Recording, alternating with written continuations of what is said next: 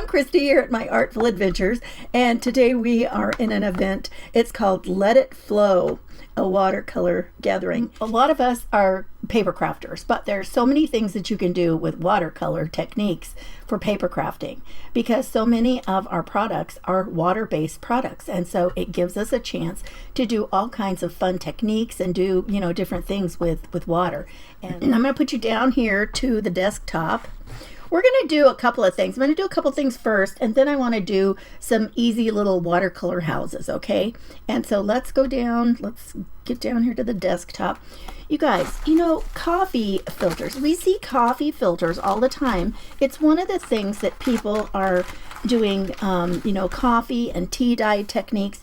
And, you know, coffee filters are made to be able to withstand water, right? We can use a lot of water on them.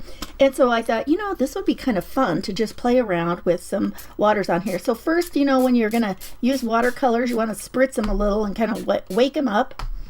And, you know, I just laugh about that because I think how often when I was growing up, I didn't even know that was a thing. I didn't know that's what you were supposed to do. So how many of us for years just didn't have anybody to tell us that, and you just start with your dry watercolors, right? What we're going to do is I'm just going to also dampen my paper, and I think I'm just going to use, I think I'll use a lot of water on it because I want the color to really move on here. I could have just started with the whole thing just soaking wet for what I want to do and try it out. And I love making little pockets with a coffee filter. I think it's just fun. And you just fold them up, and you fold them a couple of times, and then you have to cut them though to kind of get the back to fold over the front. But I've just got a paper towel down here so everything doesn't get soggy. And you know, probably when I'm done with this, I bet the color will perhaps seep through onto my paper towel. And then guess what? I can dry my paper towel and I've got something else with some color on it, right? But you know, anything with color, and just slapping some color on stuff is a great way if you're just stuck and you're trying to think of something to do and you just don't have an idea of what you want to do. I think that doing backgrounds and things like that for just, you know, getting some color down, I think it's a great way to, you know, just play with color and feel like you did something. You got something done, right? Now, one of the things that I like to do is I like to take three colors that are kind of that triad of color. This is what I was telling Lisa. She had some that a friend had made, somebody that she knew had made these, and I was saying, I got these at the Pinners Conference this last fall, and the young woman who makes them, this was her business, Brighter Day Pigments, and she makes these little sets. I think she called this one Landscape. I don't remember. But some of them are kind of sparkly. Let me see if you can see the swatches. Okay, now let's get some of this. And what I want to do, what I was going to say was, if you get kind of that triad of colors, if you think of the color wheel, and you get three colors that if they are going to be next to each other, they're not going to make muddy messes on your stuff. They will actually blend together. And so that's what I'm going to do today. And I think what I'm going to do is I'm just going to use kind of the primary colors. I'm going to use this red and this yellow. And then I think I actually might use the turquoise here. It's a little bit brighter than this other blue. But anyway, I'm just going to put down some color on here and let it just in several places. And I don't know if that's got enough water in it to spread like I was hoping. We'll see. I might have to put some more in. I'm just gonna put some of that around. I might spray it in a minute. That might work good too. I'll clean that off a little bit. And I get some yellow. And the point is, I mean, I really want them to be able to touch and mingle. We want some of them to mix and mingle here. Because when they do, we're going to get some of those secondary colors, and they're going to be gorgeous. Because any of these three colors that we use, when they touch, you know, they'll make that that secondary color. Because red and yellow make orange, And then blue and yellow will make green. Maybe I'll go ahead and use this brighter blue. It's starting to look a little bit darker in here. And then the blue and the red will make purple. And so you can really kind of get some great colors going here. I just don't know, my goodness. That coffee filter is just soaking that water up, and they're not really going much anywhere, are they? But, you know, that's why I wanted to play around and see what it does. I didn't want it to look like we just had polka dots on here. Honestly, that's kind of a surprise. I would have thought it would have gone out further.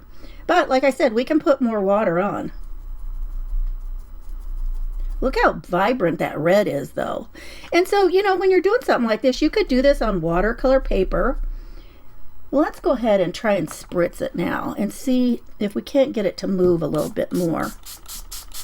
I'm going to really wet it. See if it won't move. Yeah, that coffee filter is just soaking that up. Isn't that crazy? It is just not... It's just not moving. Hi, Estella. How are you?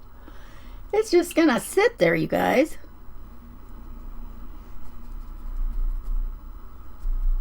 That kind of makes me sad. Yeah, this is just not going to go anywhere. Let's do this on a piece of watercolor paper. And look at what a mess I've made underneath. Let's do just a tiny bit here in this journal.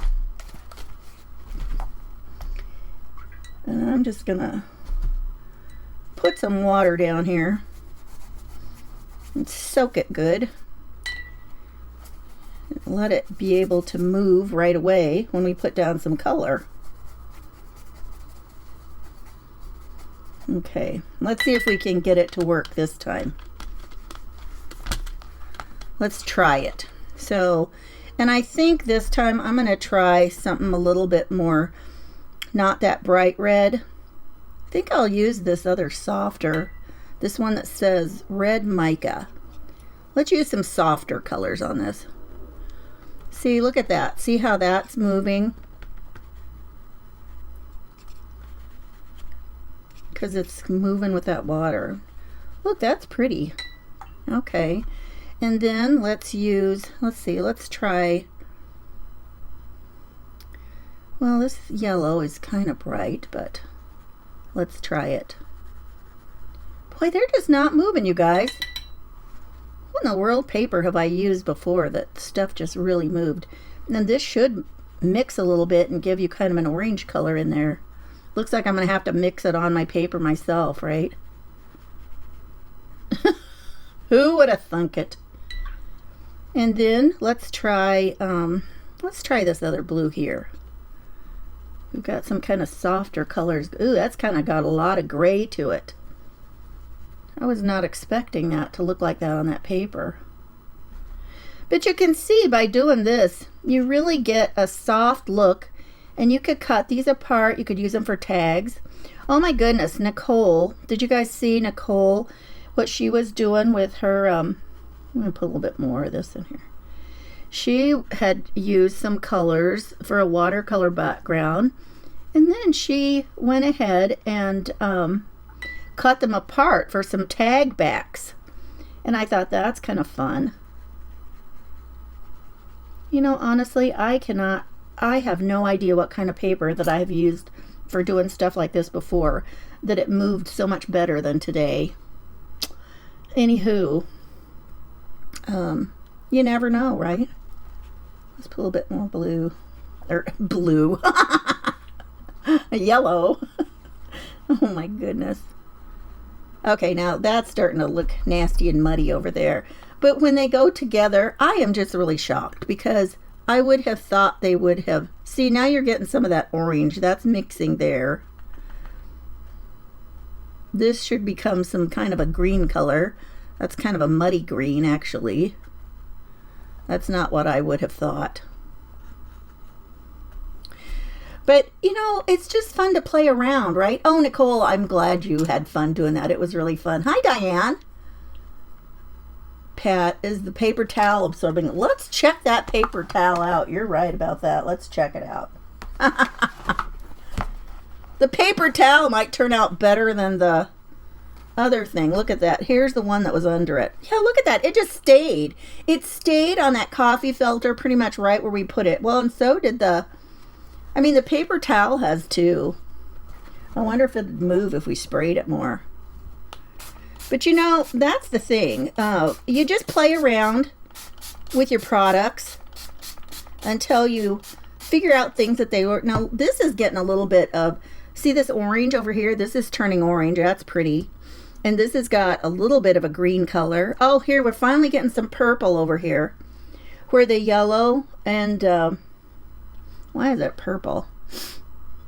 Yellow and red. Oh, there was a tiny bit of blue. I'm like, yellow and red do not make purple. There was a tiny spot of blue, and look what a pretty purple it's turning into over there.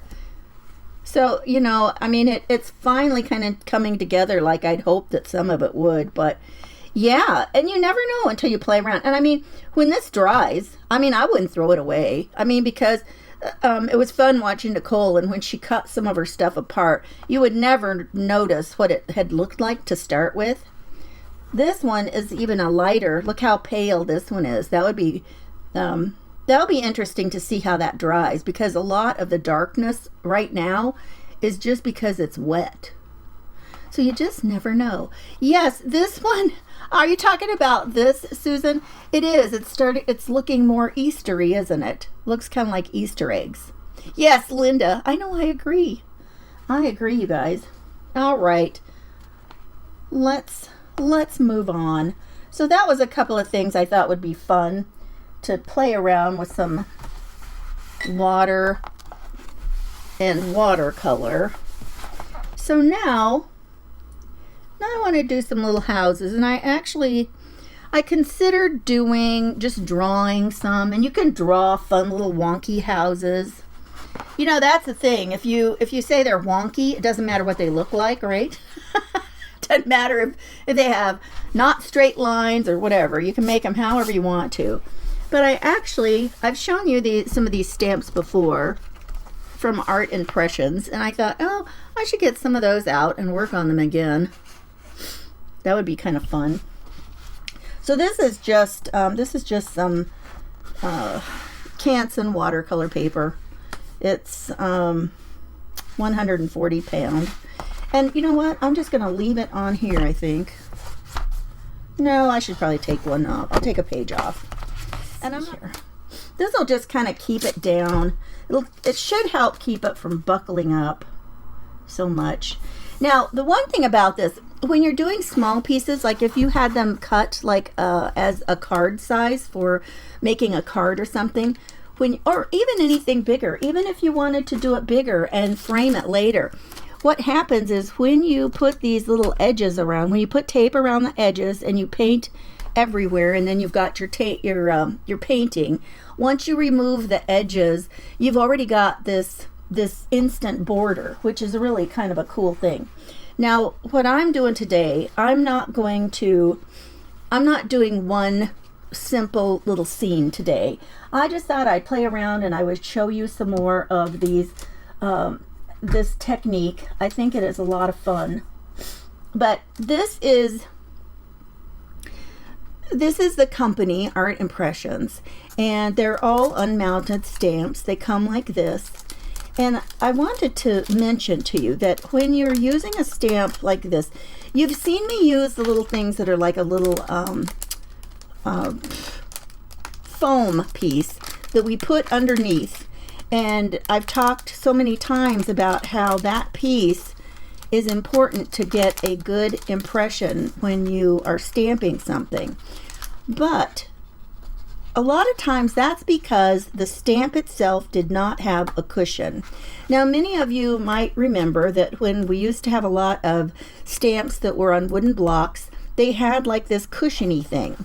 Well, when they started doing acrylic stamps and photopolymer, they don't have that. And so you need something that's cushioning, because when you have that little bit of give, that is partly what helps you get a good impression. So as you can see here, these have this little bit of foam right here. And so because of that, we don't need to, you know, to have that extra step. Boy, I almost didn't get a block big enough. Yikes. Now, I have not stamped anything with this yet. Let me get a little stamp. I guess I am going to have another piece of paper, you guys. I'll have to have something to stamp it off on. I could use, I don't know. Oh, this is where we were talking about distress oxides and how they're so different. And this is another example.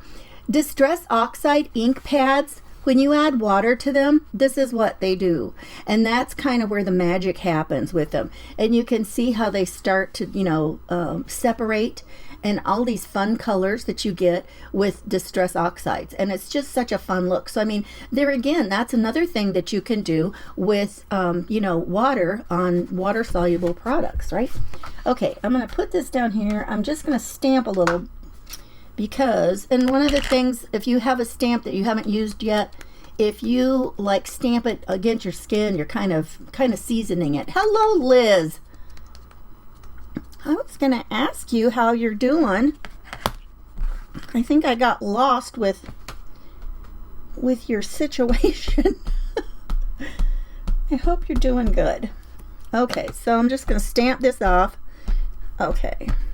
All right, that's not bad for a first time for a stamp. Now, and this is archival ink. And this kind of ink is permanent and waterproof. And I'm thinking that this is the one that you can also use with alcohol markers too. Do not quote me on that. I would have to check that out because that might be totally wrong. But here's the deal.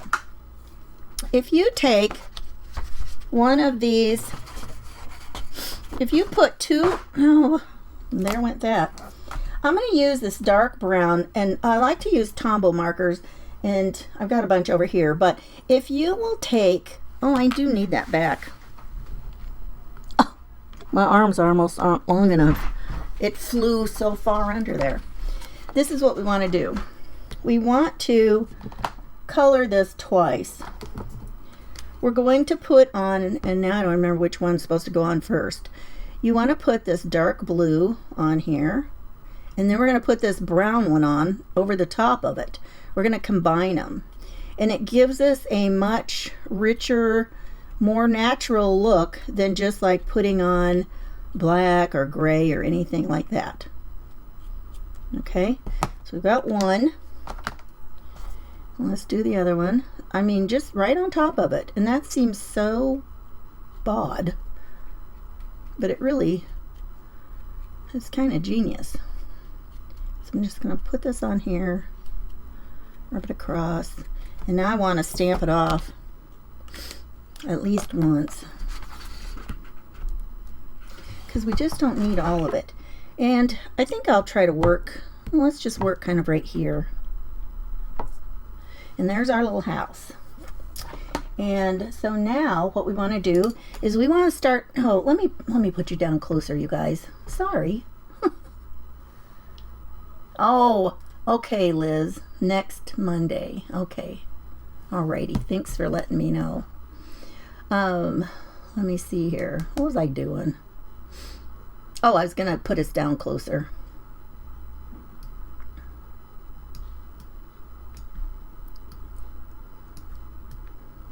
There you go. Okay, so now what I want to do is I want to take one of my brushes and I just want to start to pull the color out from the edges. Hey, Celeste, how are you? Our house is a very, very fine house. Yes, it is. I might actually use a little flat brush for this one. Oh, that has something on it, dirty. Oh, I know what it is. I think that was ink. I think that was some of that ink. Okay, so it's wet. I don't want it soggy wet, and I just want to go along the lines. And if they're like on the outer edge, I'm just going to kind of pull them in. Oh, this is really difficult since I made it to where I can't turn it, you guys. That might not have been the best idea. And so you can kind of get a little bit of shading, and that's like coming apart at the edge. You can kind of get a little bit of shading. I wish I would have picked something bigger than this. This is so hard for you guys to see. And that's as close as I can get with that. So you just kind of go along the edges, and where it would be kind of a shadow or a dark, that's where you're going to pull it out. Like that would be underneath the eaves, and you just kind of pull down a little bit. You just drag the color out a little bit. Everywhere it would have like kind of a shadow. I'm starting to wonder if there's enough of that black on there from when I stamped it once that it left me with some black. That would not be fun. So then, like, you know, you'd have a little bit of color at the bottom of the window, the bottom of the little ledge, or little window boxes, or whatever you would call them. A little bit would be under here, and you just kind of start doing little. Man, this is so tiny. Good grief, you guys. And then I want to move it so I can work on it. But as you start to drag some of that color out, you start to get some dimension before you do anything else. So it's really kind of a cool thing to do. You don't even have to do anything else.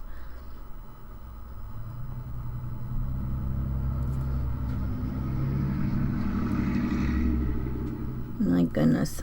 I just can't believe how tiny this is. And you know what? I picked this one because there was another one that seemed smaller. I'm like, oh, I don't want that one. That's too small. Thank goodness. Thank goodness I didn't do that one. And then you might have a little bit of shadow, like at the back side of here. Might have a little bit of shadow. You'd almost have shadow on both sides of this. You'd have some dimension back here, and then this would stick out towards you, so you'd want a little shadow there. Okay. All right. And I'm just going to run this along here. And then we'd have other things. Okay, so now we want to put some color in. So see how we've got a little bit of depth on the edges here without doing anything else except pulling out the color?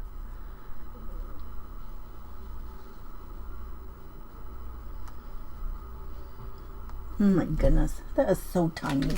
All right, let's see what else we've got. We want to do something that could be some bushes and trees. And I've got these tiny things here.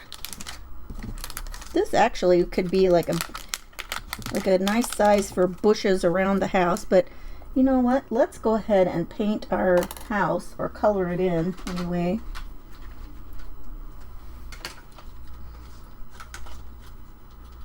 I don't know what color to do it. What color shall we use? Shall we make a little purple house? How about a little pink and purple house today? Just a tiny little pink and purple house. And so what you do is, if you're going to use markers, because again, they're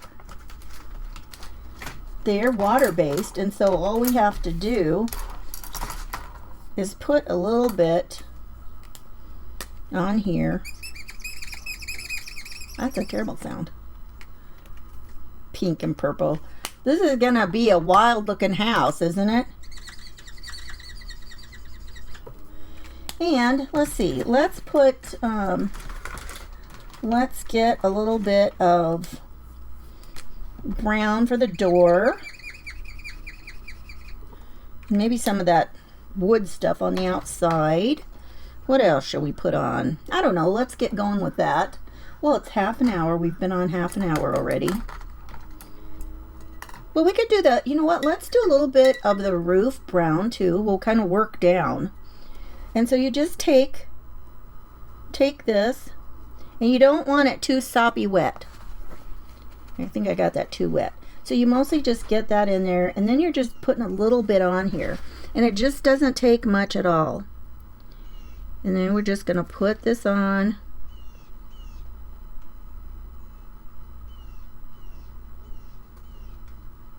And then you can always come back and add more.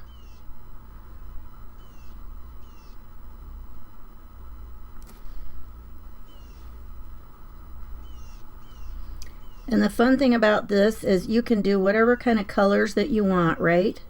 You can just make your little houses. But look how easy that is. I mean, you don't have to do the drawing. You don't have to do anything. Although, if you were going to draw some funny little lined houses, that would be kind of fun.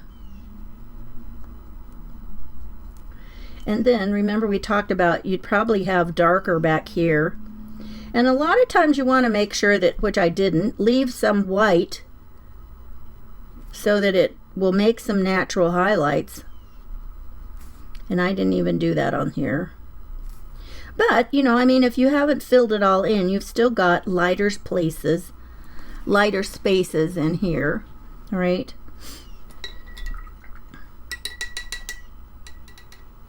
Okay. And then we could put some way darker brown up there at the top if we wanted. Could be really dark along here because that would be a shadow.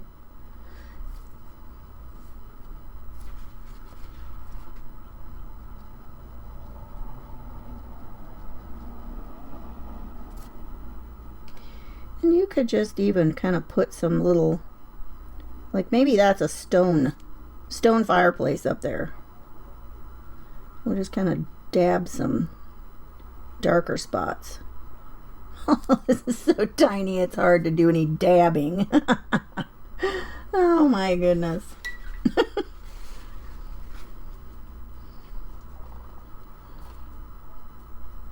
Oh, wow, that's really pink, you guys. Woo! That is like a lipstick pink. Super pink.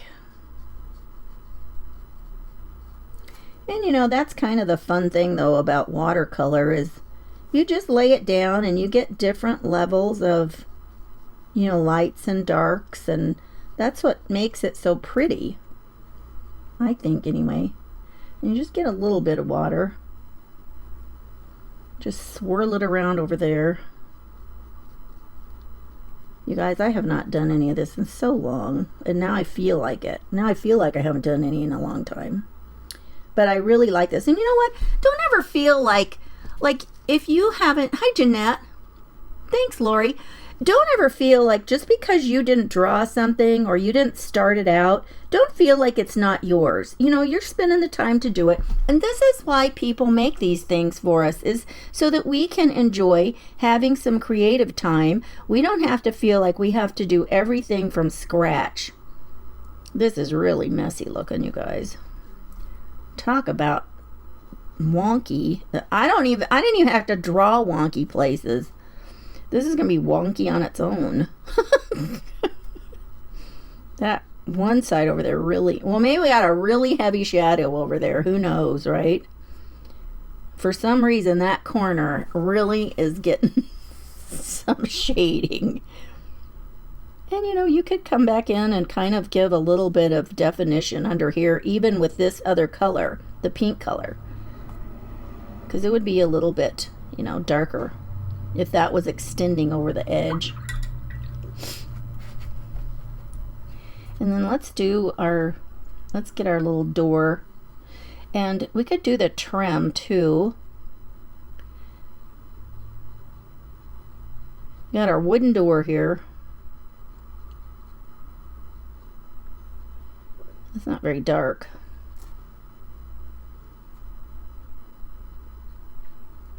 But you could, if you wanted to, you could take your, I'll tell you what works really good is there's, if you take some markers that have tiny, tiny little points.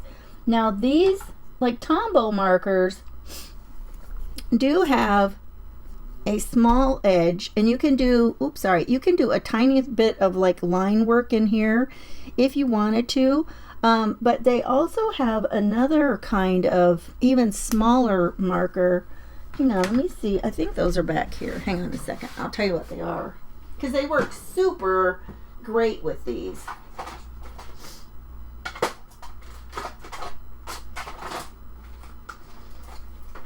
Nope. They left their area. They were supposed to be in there with the other things. They have moved somewhere. So, but anyway, they have teeny tiny little nibs on them. And so you can do really, you know, so much more intricate work. Let's use a little bit of purple. And I'm just going to do, some purple around the door. This is going to be some kind of a candy house. Maybe, who knows? Oh my goodness, this is hard, you guys. You've never been able to do a watercolor that I've been happy with. For some reason, your colors don't flow like they think you should. Oh, Celeste, you should have been here to start with. Yeah, I had some of that same problem with what I was working on. We were talking about trying it out on some watercolor paper to see how that would move, and it wasn't too bad. And the other one we did was a coffee filter, and the coffee filter just absorbed the water. And this did not blend the way I expected it to either. See, now I like this in here. It did have, you know, a chance to kind of mix and mingle up here. You know, I wonder if I put more water on it. I wonder if it would go out a little bit. Let's do that, you guys. Let's spray it and see if see what it does.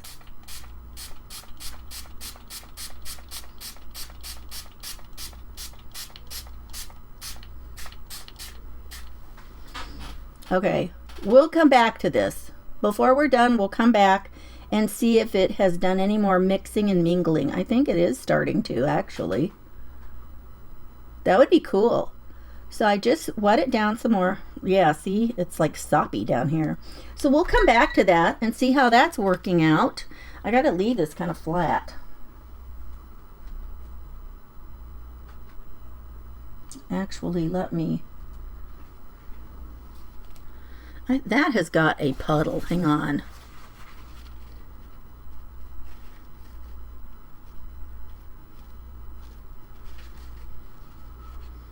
I just wanted it to mix and mingle, not get flooded. So I just took a paper towel and kind of blotted it a little bit. And you can kind of put that around and pat it down. Add some color to that other area. Okay.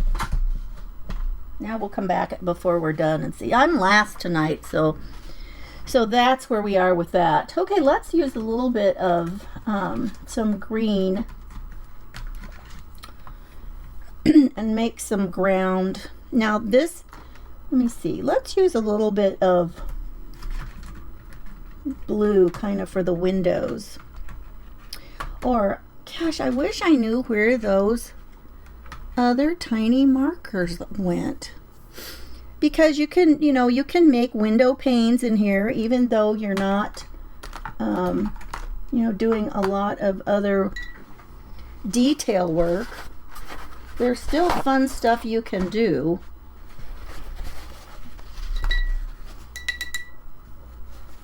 Oh, that's the big brush. Oh, and I don't want those sitting in that water. Don't leave your brushes, you guys, sitting in the water. It's not good for them. Okay, I wanted to get a little bit more work around the trim. So let's put a little more trim on.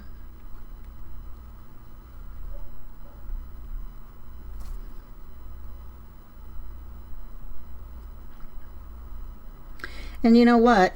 These are so tiny that this would have also been a good thing to use with those other tiny nibbed markers. I'm going to try and straighten this out a little bit.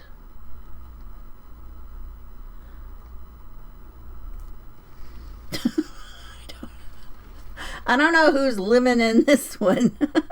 So when it is soppy, am I supposed to wipe it down or just let the sop dry? Well, it probably kind of just depends. Like this one, it was so wet and had such a puddle that I didn't think it, when I set it over here to the side of me, I didn't think that the water was going to stay on the page. So at that point, yes, I sopped it up a little bit. Even artists paint things they see. Another form of coping. Yes, that's true, Linda, right? Yeah, you guys, you know, right. There's just like nothing new under the sun, basically. I mean, you know, we're all doing to keep Linda, that is a great idea. I have too much water over here. I filled that jar up and brought it from the kitchen, and I had a lid on it because I thought this is way more water than I want, you know, in here in the first place. But a lot of times I keep just a tiny, you know, bit, but a lot of times you don't need to, you know, and I think we grow up as children, and if you've never been around anybody, an artist doing anything, we all think that we need to change our brush, clean it off from one thing to another. And some of the best things I've ever seen somebody do, like in person, is they really don't do that. They don't really wipe their brushes completely clean every time they dip into something.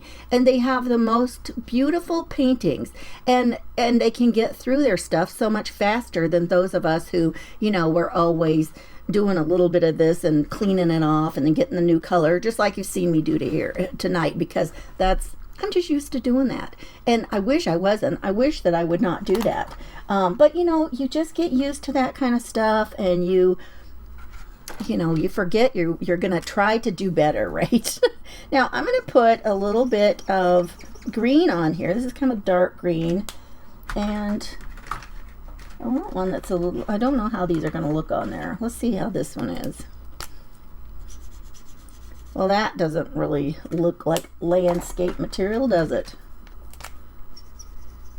Well, these two greens wouldn't be bad. Let's kind of use those.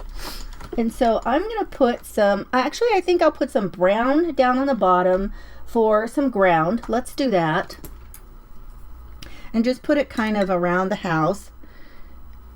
And just, we've got some to put down. And so you can, you know, you can take your marker that you smeared out here and then just, you know, get some ground going out here. And then I'm going to put some green on here too. And I don't know which is which.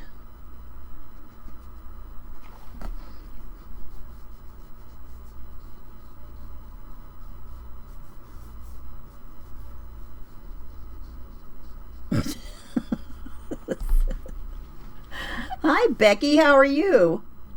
Don't wet the metal piece. Yes, that's where people really run into trouble, is when they keep this,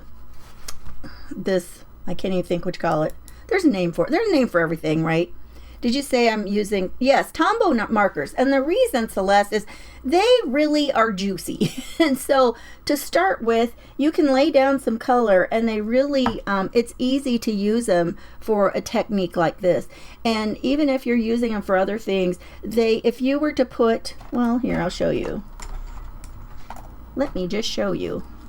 If you take some color and you put it down here like this, and then you want to pull some of that color out, Tombows have enough pigment in them that you can, you know, wiggle it around and start to pull it out.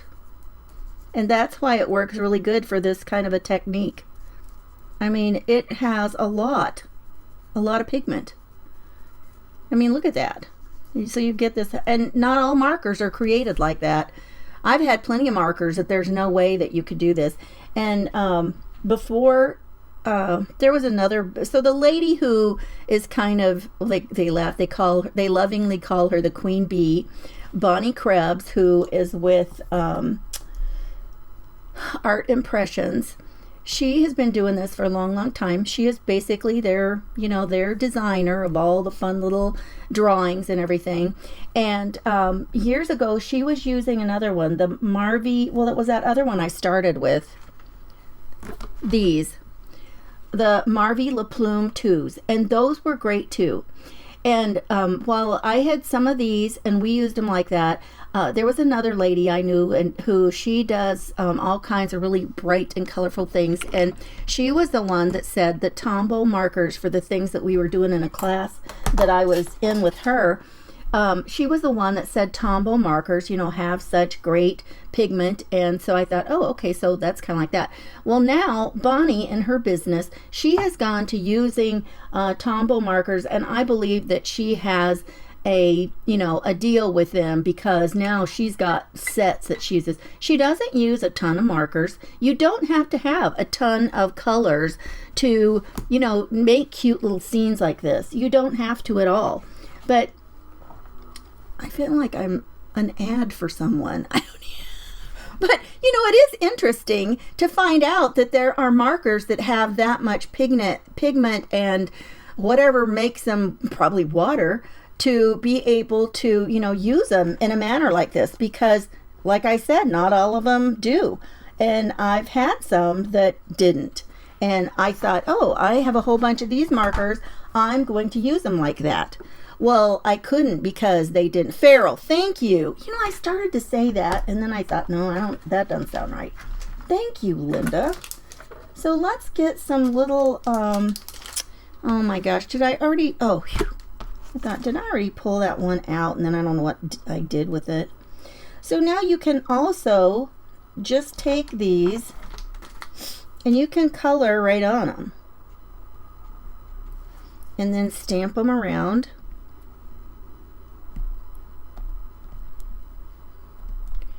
And you want to stamp them like, several times. And I'll show you why.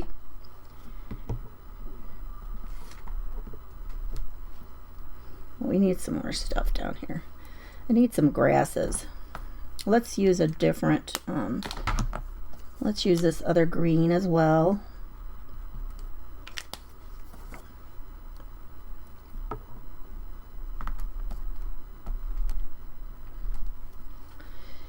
And let's use, I know there's some little grasses in here. I don't think it's that one.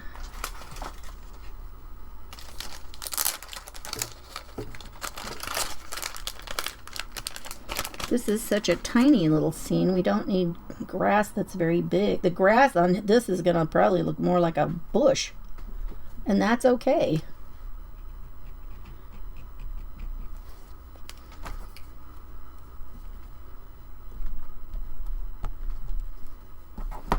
And you can just use these little pieces. There's several of the things that are kind of, they come in bits and pieces.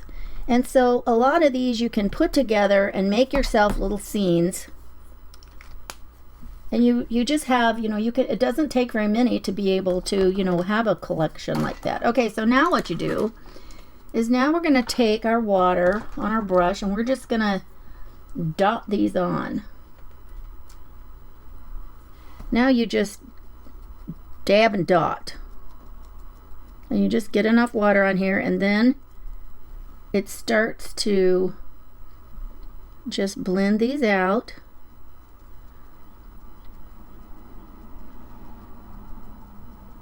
And there's things that look like sticks that you could, these might not have been the best ones to do. You have like all this time to plan and think about what you're going to do. And then at the very last minute, you think, no, let me try something else. I don't know. I hope that you feel like, you've gotten some value and some ideas maybe. And then you can even take this and, pull your water up, and you're still using that same color. And you're just going to, dab it out there. And then on these, sometimes you can actually just pull your little strokes up farther. it softens those and then makes them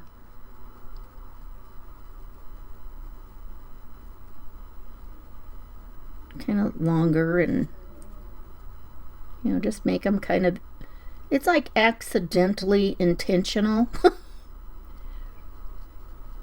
So we've got a couple of greens going on here. We should have done a little, and we still can. Where's that brown? Let's use a little bit of our brown.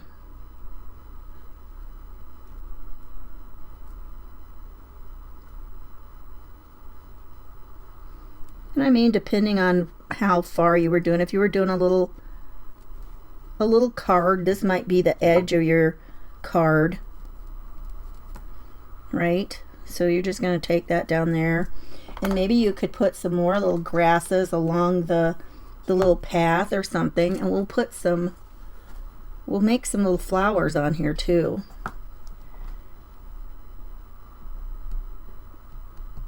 And we can just kind of tap the edge. Oop, that's the wrong edge.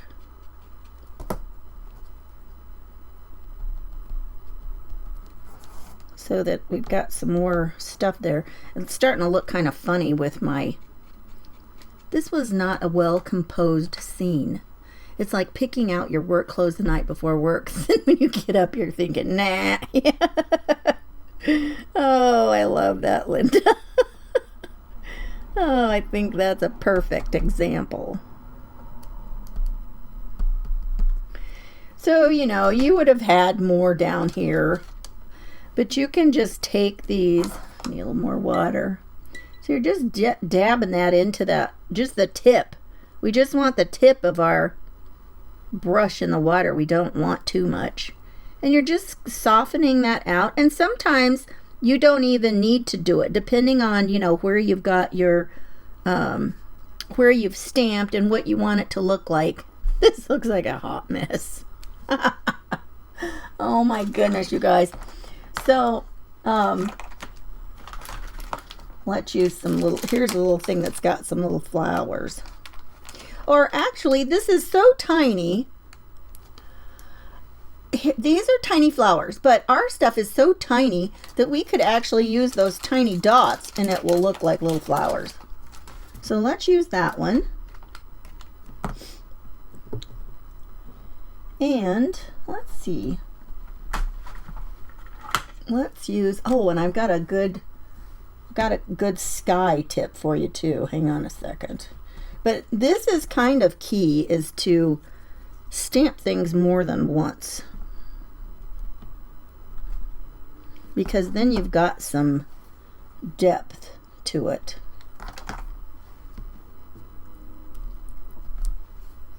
And we got flowers everywhere on this yard. Maybe they've got wild bluebonnets. I don't know about that. That is this time of year. It's time. The bluebonnets, I think, are growing. My husband and I was laughing. I said, well, we could go and do that. And I said, but that's not very fun for the driver, because a lot of times they're on the sides of the highway on, you know, like some hills, or just the side where it's kind of, you know, up in the air. Now, see, if you just leave them, you can't, it looks like they're in the distance, and it doesn't really matter if we add very much water to it or not. Do you see what I mean? But let me show you this. If you take a little bit, we didn't get any blue on here, did we? Let's put a little bit of blue. Let's see. No, I want to put that other blue. Let's try this blue. If you take a little bit of blue, ooh, that's a good one. You take that and you get that all nice and wet. Then when you make these tiny little compositions, you're like, well, what am I going to do in the background? You can put some sky. But you know what? You don't have to put sky everywhere. You can just give a little bit of a hint of sky.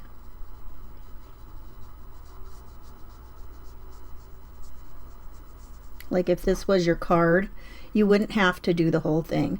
Now, this is probably kind of rough and jagged for my sky. Skies aren't usually like that. But you can just, you know, lay some color down. I don't know, some people can do the prettiest skies with some of this technique.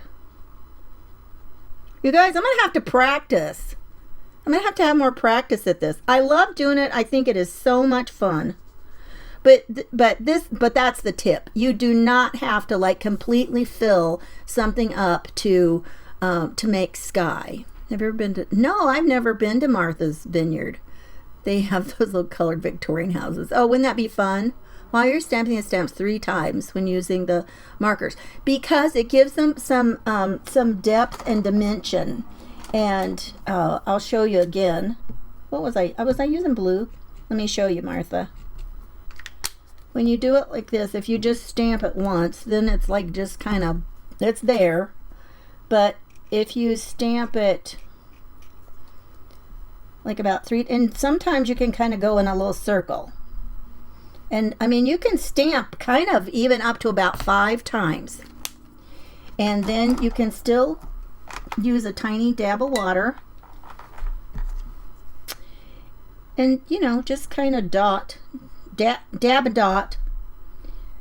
But it gives you dimension already without having to work too hard for it. And I'm sorry I can't get you down any farther than that.